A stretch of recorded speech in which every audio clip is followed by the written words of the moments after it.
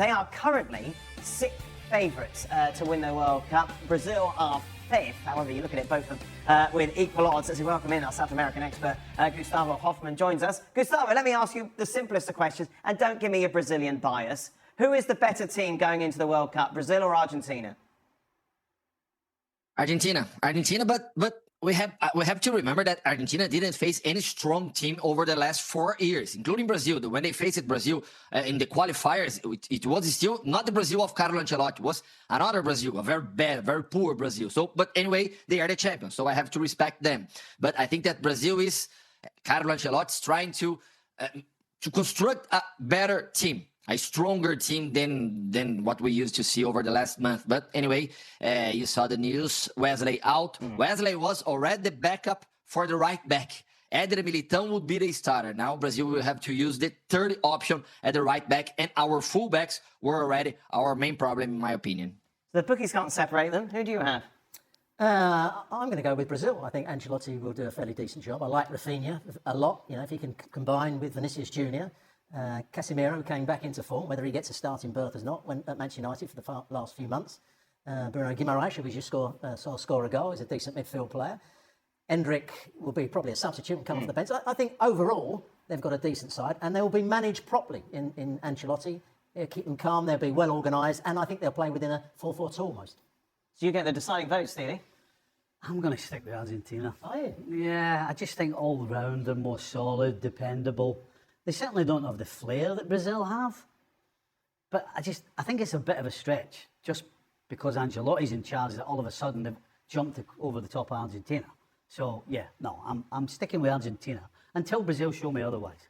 Argentina have got a lot of players that, over the course of the last couple of seasons, haven't been in the first team of clubs. Someone like Molina at right back. But there's something to be said. And are you going to rely on Messi to produce one moment of magic? There's a lot to be said for being there, done it, seen it, know what it's all about. And then when it really kicks in, when it really Martinez is going to be better than he was 4 years ago. He's loving it. I think he likes Brazil. Gustavo, let's take a look at Robbo's tip then to win the World Cup and their starting 11. As you mentioned, Wesley will be out now, picking up that injury. Is this the team that will start, do you think, that opening game against Morocco? Well, Wesley out. Probably Danilo will be the starter, a former Juventus player, Real Madrid, Manchester City player, played for Flamengo this season. We have a doubt in the left. We're not sure if it's going to be Douglas Santos or Alexandro. And then Paquetá will probably be a midfielder, ahead Casemiro and Bruno Guimaraes. Then Rafinha and Vinicius on the flanks.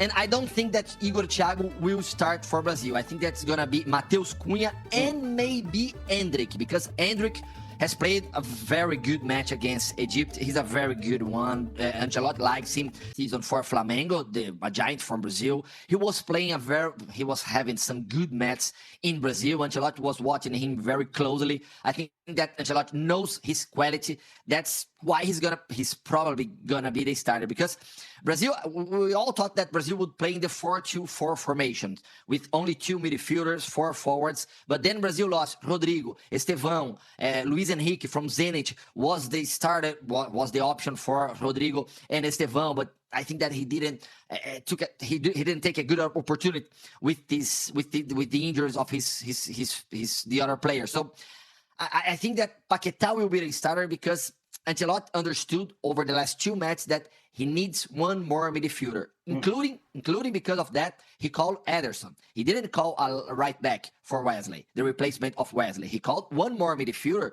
because now with Ederson, he has 6 options for the midfield. He had only 5, including Fabinho and Danilo Santos, midfielder from Botafogo. So I think that what he has done with the option over Wesley, it shows me that he's gonna use a formation with one more midfielder. How many minutes is Neymar going to play in this tournament, Gustavo? Well, tomorrow he's going to have an MRI scan to understand his progress over the last week. He's still injured. He won't play in the first match of Brazil. So right now, I cannot say you that he's going to be in the World Cup. I prefer to wait.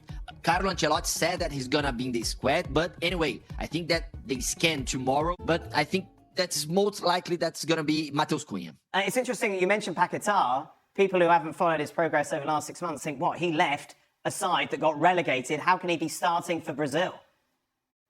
Well, he's a very good player. He was playing now. It's going to be very important to understand if he's really going to have the condition to play. And even if he gained the condition to play, at least fitness to play, he won't be at his best. He wasn't already at his best. And now he hasn't played over the last 3 weeks.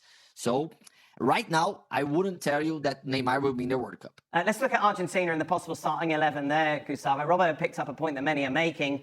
A lot of these players, inevitably, I believe, that's what happens in life, are a lot older than when they won the World Cup. How much are we at a stage where they're too old?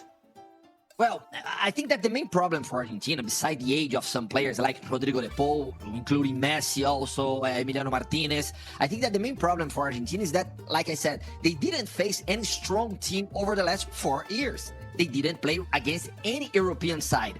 And when they faced Brazil, it was a very poor Brazil. So I think that we're going to have to see how the world champions are right now against some strong teams during the World Cup. We thought Arsenal were going to be hard to watch. Yeah. Argentina are going to be that sort of psyche as well. Now you've seen Yeah, but Romero think at about centre-half and somebody else. Yeah, but You're think- still going for hold on, Argentina. hold on. Think about it though. You're probably right. But guess what? They get it done. Right. They find a way of getting it done.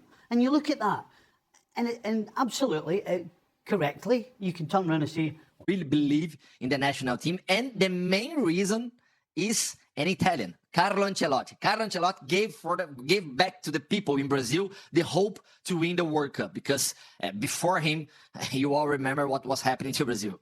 We know that, Gustavo, in England, there's a saying, it's the hope that kills you. Gustavo, much appreciated. Just a reminder, Argentina continued their...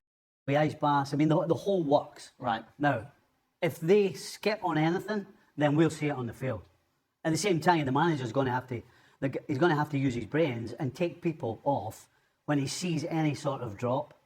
So again, the question will not just be about the starting 11. The squad's going to come into it. And so that's the manager's job. The manager, in my opinion, is about picking 11 and throwing them out. That may be a problem for them, but if they use their brains, Right. then it won't be a problem to them. And we can talk about the heat, actually, a little bit later on. How does that factor in to legs and energy and this team and experience? Well, it does. There's no question. Unless, well, number one, they're obviously going to be looked after incredibly well in terms of, finishing training. This team knows how to play football. Mm-hmm. It's going to be the small details, when to pull Messi off, when not to play him. And that goes for probably 4 or 5 of those players. That's the key for Argentina. When it comes to supporters' expectations, Gustavo, both Brazil and Argentina fans believe that their team are going to win the World Cup? Yes, definitely. That always happens with Brazil and Argentina. The Brazilian fans... He's getting on. He's getting on. He's getting on. Yes. But you know what? See that little thing in your brain called the brain? Which the Scottish players haven't. The Scottish players don't have. You talk about football brain. I mean, that team just smacks of it. That's what I'm going with. I'm going with the experience and being there and the done it. Yes, if it comes down to physicality and legs, then obviously